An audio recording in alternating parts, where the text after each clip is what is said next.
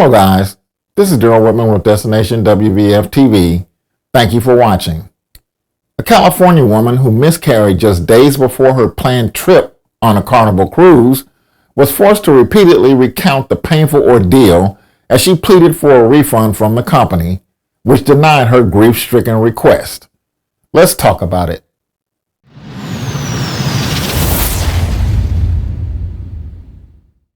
Monique McChristian, 25, was just 3 days away from setting sail with her husband and parents on a long-awaited 10-day Alaskan cruise on the Carnival Legend when she went to the doctor on May 9th and received heartbreaking news that she had lost her 11-week pregnancy.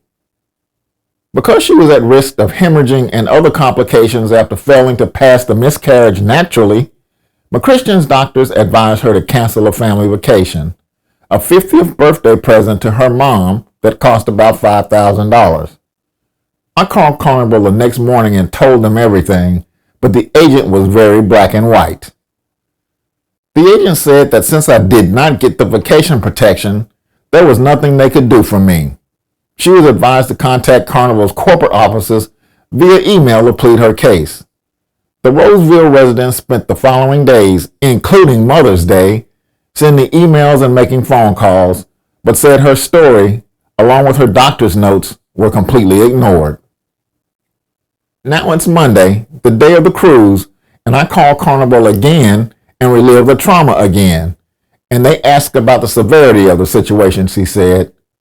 Carnival canceled the trip and once again told her to contact corporate and wait for a response, she said. Finally, Monique, who tried for nearly 2 years to get pregnant, received a frosty message Wednesday afternoon from Carnival, rejecting her request for compensation. A subsequent phone call with an employee ended up with her being offered deals on future cruises. How insensitive can you be, she said, noting that the agents contacted her daily in the week leading up to the cruise to push for a stateroom upgrade, which she ultimately agreed to just hours before being rushed to the hospital. It's so inappropriate. I've told my story about 5 times to these people, and each time doesn't get any easier. She recounted her distressing situation to the Daily Mail, which first reported the story Thursday.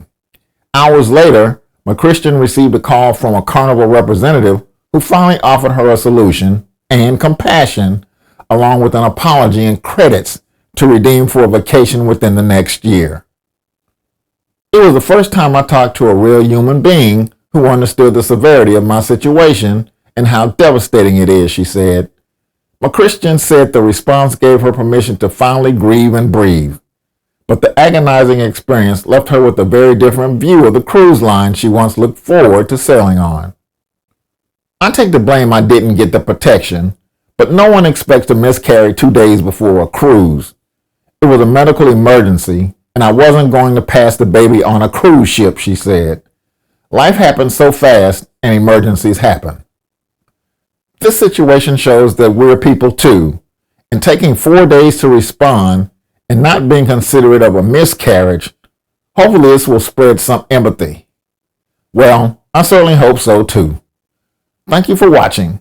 Please consider subscribing with us before you go. We'd love to have you as part of our YouTube family. Thank you again. Goodbye, and God bless.